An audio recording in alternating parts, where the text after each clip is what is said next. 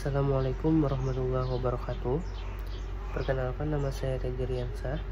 Pada video pembelajaran ini saya akan membahas sedikit mengenai rekayasa lingkungan dengan tema yaitu pengolahan IPAL atau instalasi pengolahan air limbah, di mana pengolahan air limbah ini menurut saya sangat penting untuk diterapkan karena mengingat banyaknya limbah yang kita produksi setiap hari.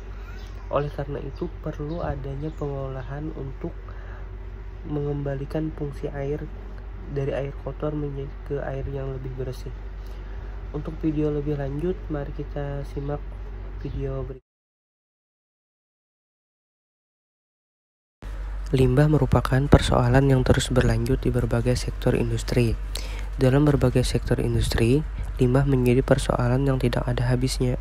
Banyak pengusaha yang kurang menaruh perhatian pada IPAL dalam industri yang dijalankannya. Akibatnya, terjadi berbagai masalah pencemaran yang tidak hanya merugikan masyarakat, tetapi juga perusahaan itu sendiri. Karena itu, diperlukan tenaga ahli yang bertugas sebagai penanggung jawab operasional pengolahan air limbah.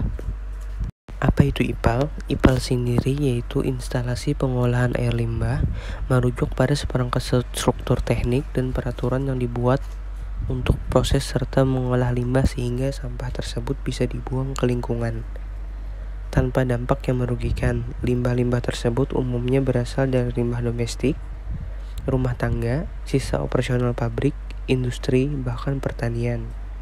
Agar proses berjalan dengan baik sesuai dengan standar yang berlaku, diperlukan tenaga penanggung jawab operasional pengolahan air limbah.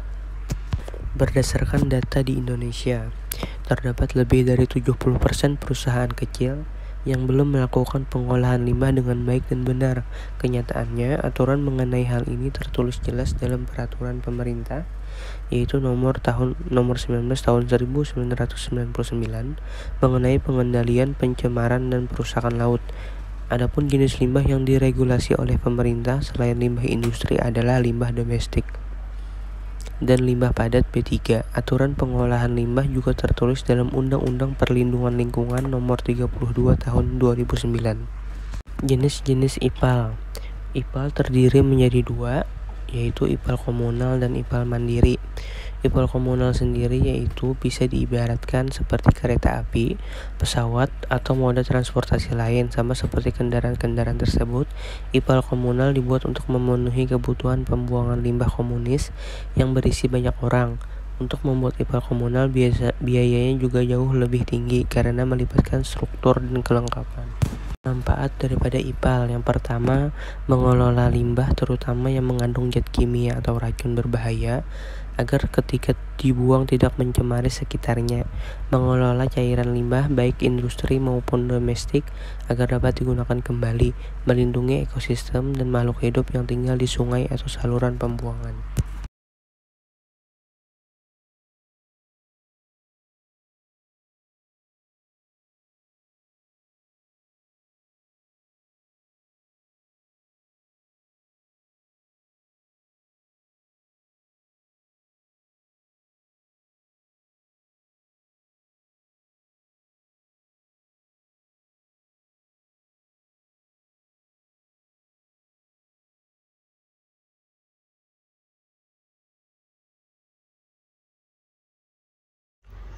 Sekian video dari saya. Apabila banyak salah atau khilaf mohon dimaafkan.